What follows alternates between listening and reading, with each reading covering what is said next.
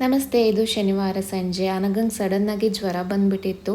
ಆ ನಂತರ ಸಂಜೆ ದೇವರಿಗೆ ದೀಪ ಹಚ್ಚಿ ಅಡುಗೆ ಮನೆಗೆ ಹೋಗ್ತಾ ಇದ್ದೀನಿ. ಇತ್ತೀಚೆಗೆ ನಾನು 10 kg ವೆಯ್ಟ್ ಲಾಸ್ ಮಾಡ್ಕೊಂಡಿದ್ದೆ. ಮನೆಯಲ್ಲೇ ಎಕ್ಸಸೈಸ್ ಮತ್ತು ಸಿಂಪಲ್ ಡಯಟ್ ಮಾಡಿಕೊಂಡು ರಾತ್ರಿ ರೈಸ್ ಕಂಪ್ಲೀಟಾಗಿ ಬಿಟ್ಟಿದ್ದೀನಿ. ಸೊ ಹಾಗಾಗಿ ಇವಾಗ ನಾನು ತರಕಾರಿಯಿಂದ ಸೂಪ್ ಮಾಡ್ತಾಯಿದ್ದೀನಿ. ತುಂಬ ಸಿಂಪಲ್ಲಾಗಿ ಮಾಡ್ಕೊಳ್ಳುವಂಥದ್ದು.